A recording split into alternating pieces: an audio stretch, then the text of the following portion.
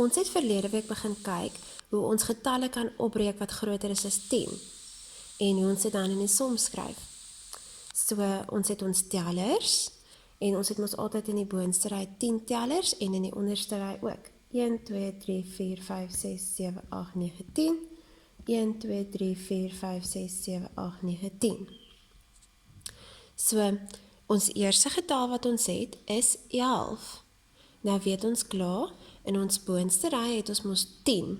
1, 2, 3, 4, 5, 6, 7, 8, 9, 10. 11.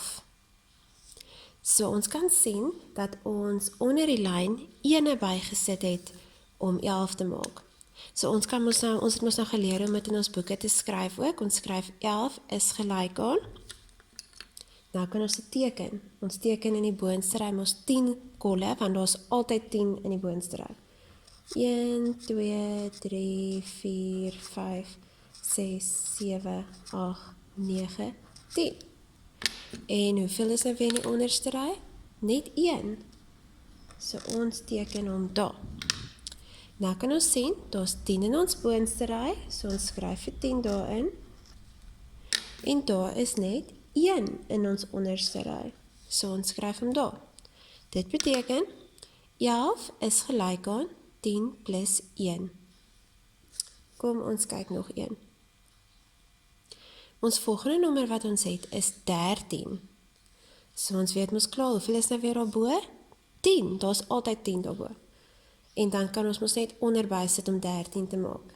1, 2, 3, 4, 5, 6, 7, 8, 9, 10, 11, 12 en 13. So daar is 10 bo en 1, 2, 3 onder.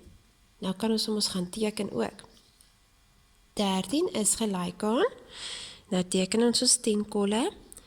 1, 2, 3, 4, 5, 6, 7, 8, 9, 10 en 11, 12, 13. So ons het 10 bo, so ons kan vir 10 daar inskryf.